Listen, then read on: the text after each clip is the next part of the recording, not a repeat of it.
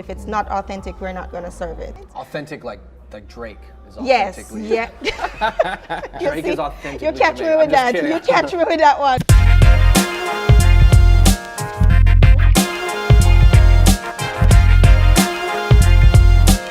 Yo, what's going on, everybody? Welcome to a special episode of FUNG BROS Food. So even though Jamaica is a very small island, it's always been very, very influential in entertainment, sports, and culture, period. So to help walk me through authentic Jamaican food, I got Chinese Jamaican friend, Jordan Dacris Wong. Yo, what up? My name is Jordan. I DJ out here in Seattle. Like you said, my family's Jamaican, but half of that side is Chinese for my mom. And you know, we'll go from there. See you on the inside. All right, without further ado, let's go get some Jamaican food. Run it. Let go.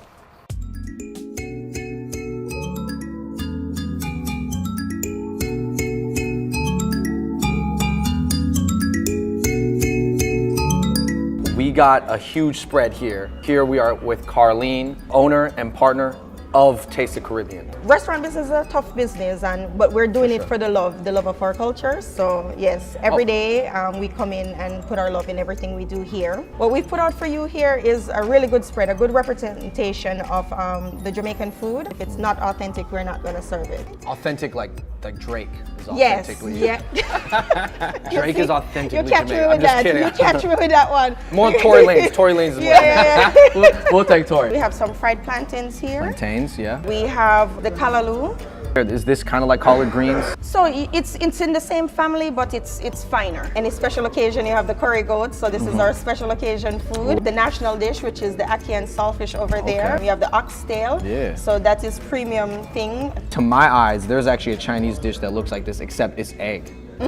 But this is not egg. No, the ackee is a fruit. It grows on the tree and it grows abundantly. It's bland. You boil it and you cook it and it picks up the flavor of anything it's cooked with. But the combination with the codfish is the national dish. And then we've already started to dissect, but that used to be the jerk chicken with some rice and peas. What do you think about Japanese people taking on so much dancehall and Jamaican culture, at least as far as performance-wise? Dancehall queen Junko.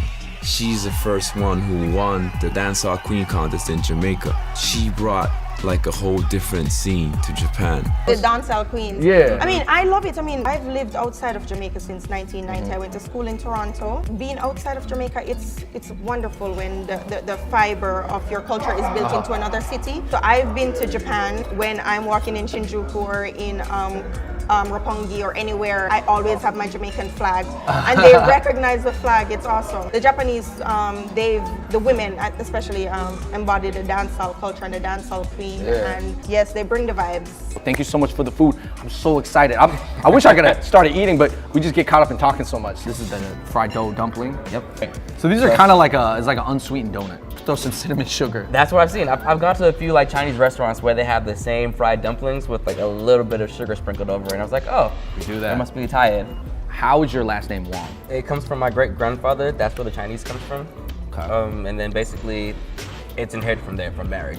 I would probably identify more as Jamaican For sure. and Chinese in some aspects, but the culture and the references are all there. Inside of my family, you'll find people who look like me. They'll look black. Us with my family, they look just like you. So me and Dave used to host this show on campus, which was kind of like the deaf poetry slam. And this is the first time I met Jordan.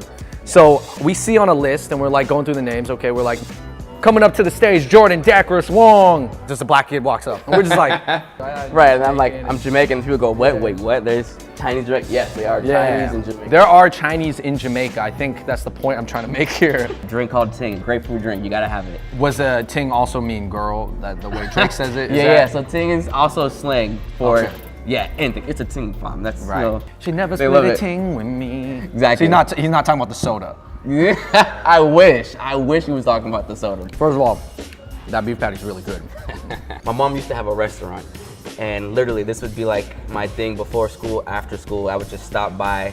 First thing I would grab probably is a patty because they're sitting right there in the heaters. I like it. It's kind of spicy. You can get them either regular or spicy, so you get a little extra kick if you're really into it. Man, that's like a meat pie right there. You know what I'm saying? Not to be confused with Wow. the Trinidadian roti. A lot of Okay. people like to do that though. Talking about hip hop and how that whole thing got started. As you know, Jamaica is famous for the sound systems, the groups of DJs that would travel around the island, big old speakers on the back of trucks, throwing parties, right? We know that from hip hop because you guys like DJ Kool Herc, African Bambaataa, who are Jamaican, they ended up bringing that style, that culture of rapping with an MC and a DJ, and that eventually turns into hip hop. So you would attribute the roots of hip hop to a lot of Jamaican people. I would say it's the direct influence. Oh, this oxtail Gotta go for the is oxtail. crazy. Sometimes I have oxtail, even at the Asian spots. Yeah. It don't fall off like this. Like this No, is no. stewed. You cook it to perfection. If it's not falling off the bone, Wow, it's not good oxtail. bro. Succulent. I'm feeling that like that tendon is like melting in my mouth. All right, so where is Jamaica on the map?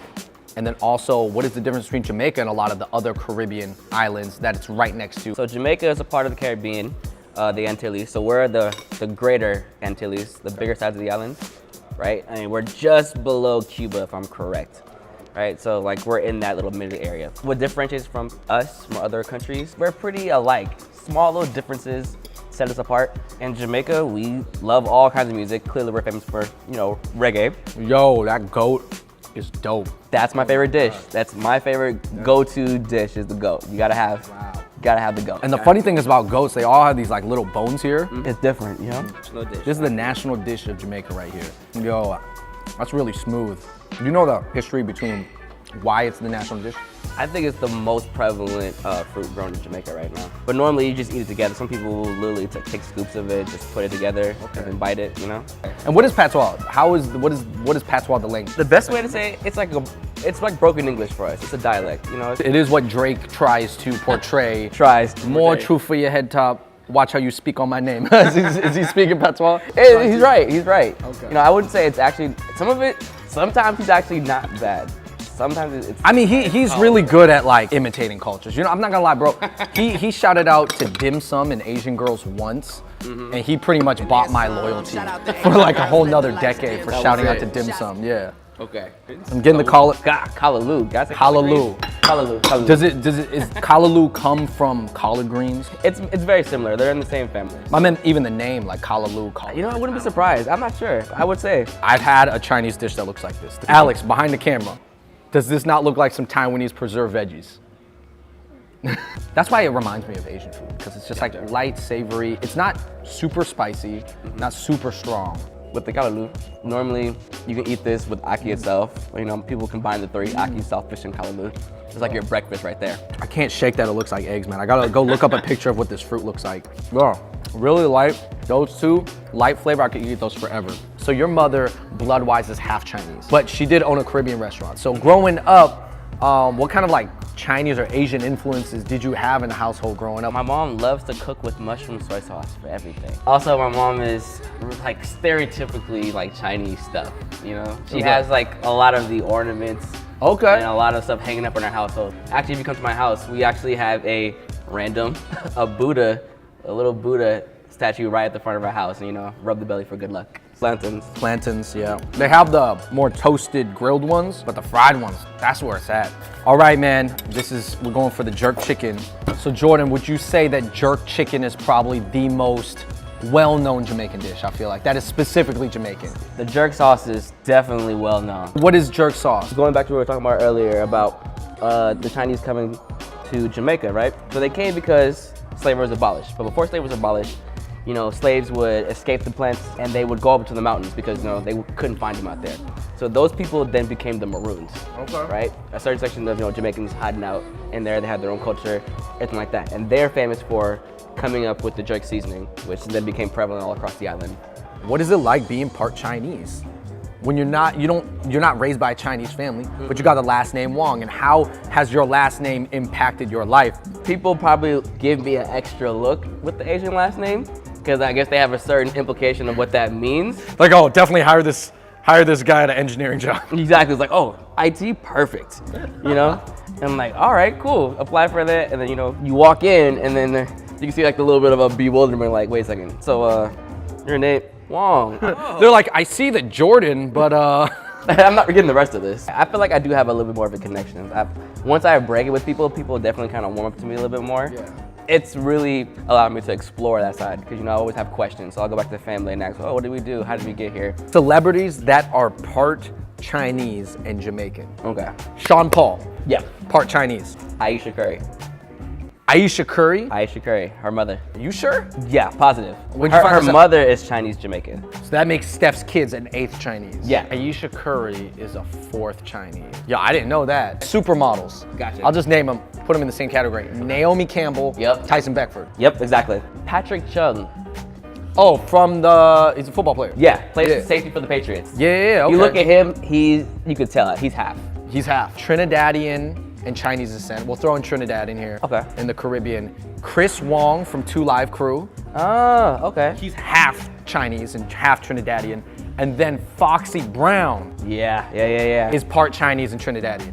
Crazy. Kyle Anderson, who plays for the Spurs, younger guy, Kyle Anderson. Yeah. He's part Chinese Jamaican? Chinese Jamaican. I believe he's like me. I think he's a 4th too. In Jamaica, basically from Palm Sunday all the way up to Easter Monday, they don't eat nothing but bun and cheese here. So it's like a spice bun. And this is cheese. All right. Jamaica cheese. It's in this big old tin. You gotta roll it and it's work to get it out. But it's well worth it. It's really tasty. The bread, surprisingly, is actually a lot more moist than it looks. And I mean, it's a good snack. I can see it. Shout out to the bread and cheese, man. No, that's kind of the picture that I have growing up. It's like Jamaica, man, yeah, Bob. Like now, it's almost a little bit more like urban. It's more urban now, represented in like being Jamaican. Got a little more gangster, at least in the media. A little bit. We've been gangsters since Belly. For sure. We've been gangsters since Belly, Top Shotta, you know, all the movies. Yeah. You know, the 90s was really Jamaica's real gangster. Maxi Princeton Shaba. The gangster side of it really stems out of, you know, the whole Gully Gaza debate that was going on between, you know, Vibes and Movado. You know, one side was Gully, one side was Gaza. At the time, it was our version of Tupac and Biggie. All right, man. We had like a Jamaican feast right here. I wanted to ask you why you think Jamaica is such an influential place for being such a small island. I think the theory goes right back into our saying, which is out of many, one people, right? So as we've been talking about today, there's just been this gigantic influx of different cultures into the islands, right? You mix that with a beautiful country, you know, fresh water, beautiful beaches, a relaxed paradise atmosphere, and you're only gonna bring out the best in people. People will be competitive in good ways. They're gonna figure out what they like, what they don't like, and they're gonna get together and keep collabing. All right, everybody, thank you for watching that video. Shout out to Jordan, shout out to Taste of the Caribbean in Seattle. In the comments below, let me know if you've ever had Caribbean food. And also, let me know if you guys are of a mixed culture, because I think this is a conversation that we're gonna have on our channel a lot more. Until next time, everybody, we out. Peace. Big up yourselves, yes. So thanks everybody for watching this video. If you like it, please comment down below. Also, my information will be in the links below if you want to check out any of my music. Follow me on Instagram or follow my team's brand on Instagram. Fancy League DJs. We're out here working in Seattle. So check that out. Please don't drag me in the comments, but appreciate it anyway.